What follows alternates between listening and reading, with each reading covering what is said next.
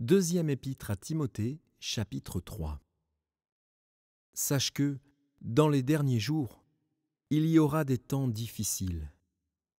Car les hommes seront égoïstes, amis de l'argent, fanfarons, hautains, blasphémateurs, rebelles à leurs parents, ingrats, irréligieux, insensibles, déloyaux, calomniateurs, intempérants, cruels, ennemis des gens de bien, traîtres, emportés, enflés d'orgueil, aimant le plaisir plus que Dieu, ayant l'apparence de la piété, mais reniant ce qui en fait la force.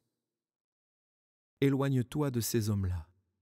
Il en est parmi eux qui s'introduisent dans les maisons et qui captivent de faibles femmes chargées de péché, agitées par des passions de toute espèce, apprenant toujours et ne pouvant jamais arriver à la connaissance de la vérité.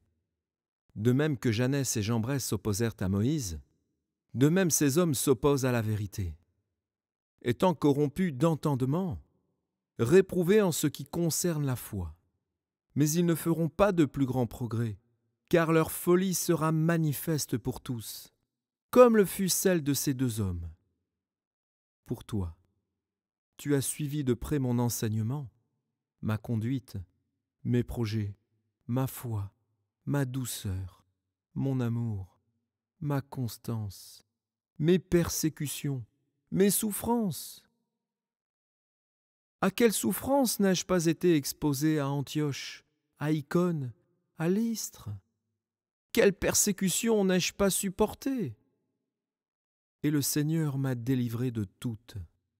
Or, tous ceux qui veulent vivre pieusement en Jésus-Christ seront persécutés. Mais les hommes méchants et imposteurs avanceront toujours plus dans le mal, égarant les autres et égarés eux-mêmes. Toi, demeure dans les choses que tu as apprises, et reconnues certaines, sachant de qui tu les as apprises. Dès ton enfance, tu connais les saintes lettres qui peuvent te rendre sage à salut par la foi en Jésus-Christ.